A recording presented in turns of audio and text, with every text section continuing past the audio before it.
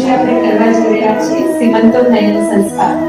આપણે ત્યાં ઘરે સીમંતોનયન સંસ્કાર કરતા હોઈએ છીએ. ખોડામાં શ્રીફળ અને અનાજ મૂકતા હોઈએ, લાલ કરતા હોઈએ, દિયર હોય, સાસુ હોય, નણંદ હોય. આપણે જે કરી રહ્યા છીએ લૌકિક સીમંતોનયન સંસ્કાર છે. શાસ્ત્રમાં જે લખેલો છે વૈદિક સીમંતોનયન સંસ્કાર છે. અત્યારે આપણે જે કરવા જઈ રહ્યા છીએ બંને વચ્ચેનો સેતુ છે. આપણે ત્યાં જે સીમંતોનયન સંસ્કાર થાય એમાં પિતા ક્યાંય ન હોય. અને શાસ્ત્રમાં ઉલ્લેખ છે કે સીમંતોનયન સંસ્કાર કોના હાથે થાય? તો કે આવનારા બાળકના પિતાના હાથે.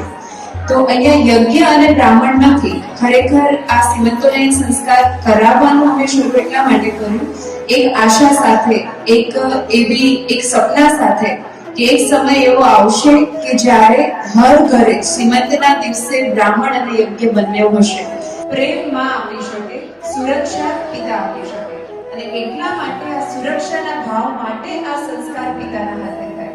તો અત્યારે આપણે જે સંસ્કાર કરીશું એ અક્ષયભાઈના હાથથી થશે, આવનારા બાળકના પિતાના હાથથી.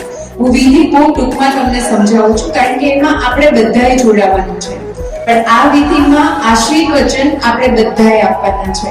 હવે જ્યારે ભાઈ સિંદૂર કરશે અને પછી પોતાના બંનેમાં પોતાના માથા પર રાખશે, મનમાં એવા ભાવ સાથે કે જાણે એ પોતાના બાળકને એવું કહી રહ્યા છે કે મારા છેલ્લા શ્વાસ સુધી હું તમારી અને તમારા માતાની સાથે છું.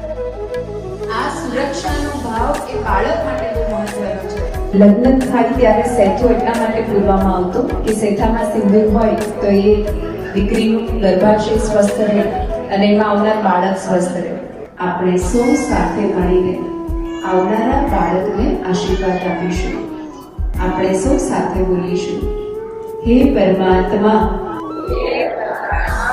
અમે સૌ આવનારા આ બાળકની ખૂબ આતુરતાપૂર્વક રાહ જોઈ રહ્યા છીએ. તેનું આ સુંદર પૃથ્વી પર અવતરણ થાય તેની રાહ જોઈ રહ્યા છીએ. તેમનું આવનારું આ બાળક તમારો જ એક અંશ હોય.